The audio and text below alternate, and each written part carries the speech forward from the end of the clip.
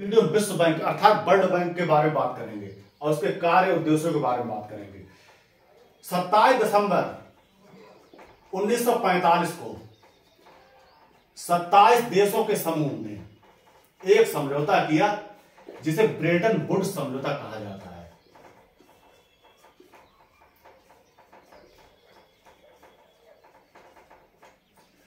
और समझौते के अंतर्गत अर्थात 27 दिसंबर 1945 को IBRD की स्थापना की गई। इसे अंग्रेजी में कहते हैं international bank for reconstruction and development, अर्थात अंतरराष्ट्रीय अंतरराष्ट्रीय पुनर्निर्माण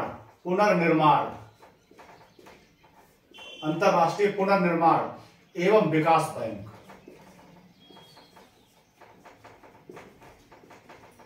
इसकी स्थापना की IBRD की और इसने 25 जून 1946 को काम करना प्रारंभ कर दिया। इसने कार्य शुरू कर दिया और उसका मुख्यालय है वाशिंगटन DC, संयुक्त राज्य अमेरिका में, Washington district Columbia, Washington DC में इसका मुख्यालय है। और इसे विश्व बैंक कहा जाता है IBRD को। लेकिन सामान्य तौर पर IBRD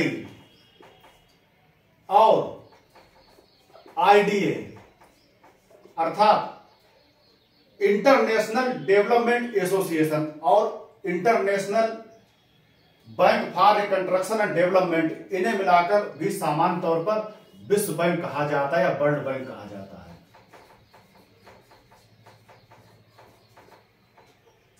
अगर वर्ल्ड बैंक समूह की बात की जाए या वर्ल्ड बैंक ग्रुप या विश्व बैंक समूह की बात की जाए तो इसमें कुछ संस्थाएं शामिल हैं, अर्थात इसमें 5 संस्थाएं शामिल हैं। वर्ल्ड बैंक ग्रुप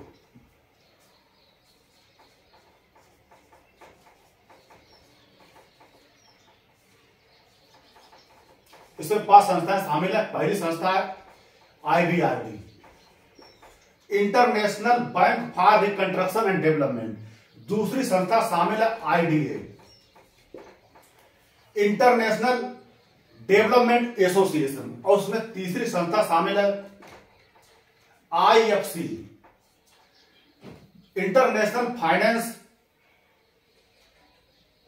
कॉरपोरेशन, अंतरराष्ट्रीय वित्त निगम। और चौथी संस्था इसमें शामिल है MIGA, इसे कहेंगे मल्टीलेटरल इन्वेस्टमेंट जनरेट एजेंसी। और 5वीं संस्था इसमें शामिल है ICSID, इसकी फुल फॉर्म है, इसे पारिभाषिक तौर पर क्या कहेंगे, international centre for settlement of investment disputes. अर्थात ये संस्था जो 5वीं संस्था है, जो सदस्य देश हैं उनके बीच वित्तीय और वाणिज्य संबंधी जो लेन देन होते हैं, उनके जो विवादों का निपटारा किस प्रकार किया जाए, ऐसा काम ये संस्था करती है। और इसके बाद अगर विश्व बैंक के उद्देश्यों की बात की जाए तो इसके उद्देश्य इस प्रकार है, जो प्रमुख उद्देश्य हैं।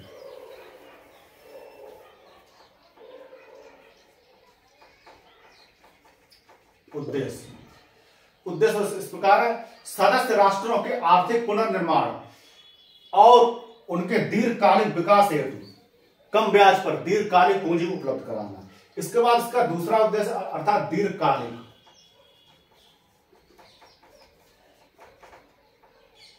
समय के लिए पूंजी उपलब्ध कराना।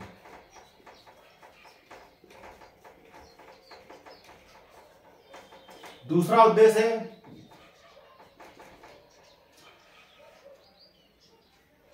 जो युद्ध के कारण जो अर्थव्यवस्थाएं जर्जर हो चुकी है, उनके पुनर्निर्माण के लिए सहायता देना या पूंजी की व्यवस्था करना।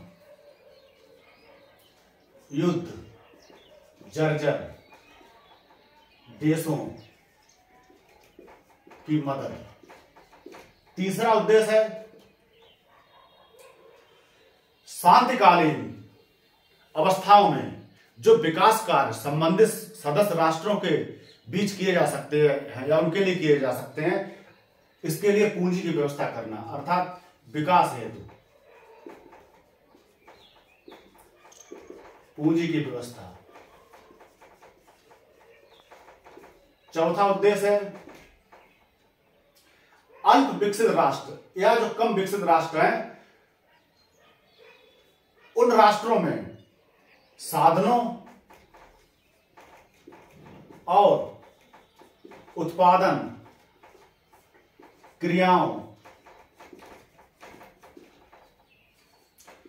को प्रारंभ करना।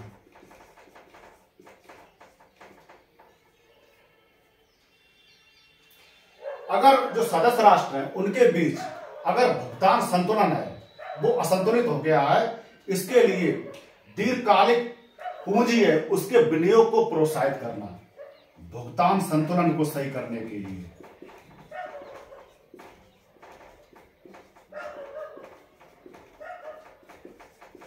सही करने के लिए दीर्घकालिक पूंजी विनियोग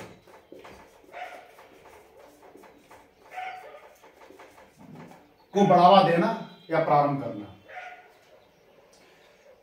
और इन कार्यों के माध्यम से जो विश्व बैंक होता है वो राष्ट्रों की उत्पादकता में वृद्धि करता है और उनकी अर्थव्यवस्था है उसे सही करने का काम करता है। इसके बाद आगे देखते हैं विश्व बैंक के जो कार्य क्या है, वो इस प्रकार है।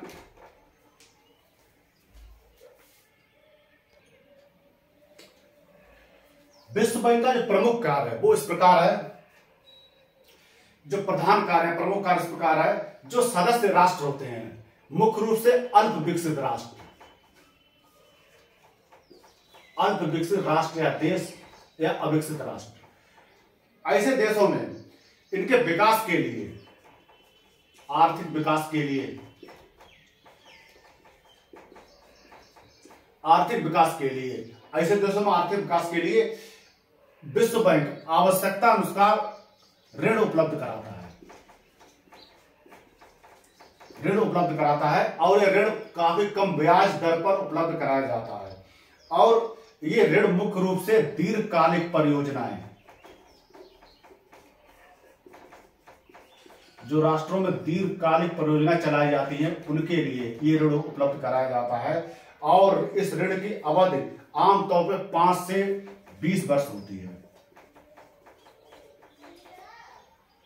इसके बाद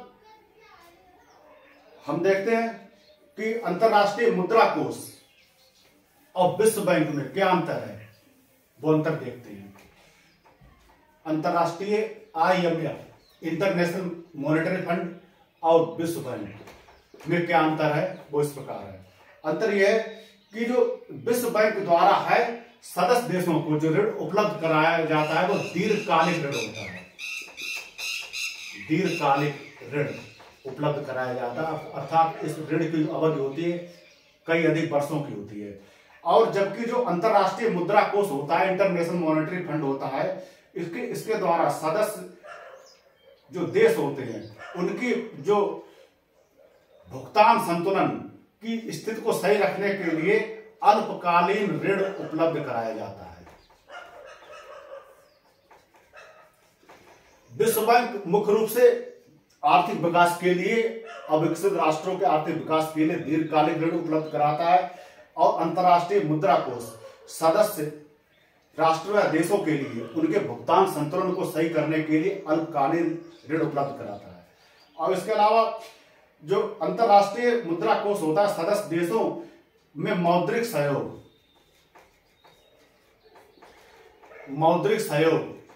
को बढ़ावा देता है, मौद्रिक सहयोग को बढ़ाता है तथा जो विनिमय दर होती है सदस्य देशों की विनिमय दर या एक्सचेंज रेट होती है, उनके व्यापार संबंधी विनिमय दर को स्थिर रखने का प्रयास करता है, विनिमय दर को स्थिर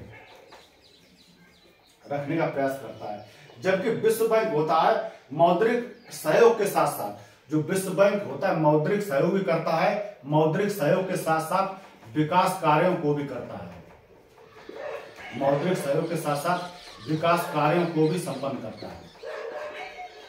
तो ये तो हुआ अंतरराष्ट्रीय मुद्रा कोष और विश्व बैंक में प्रमुख अंतर, साथ ही साथ विश्व बैंक का सामान्य परिचय।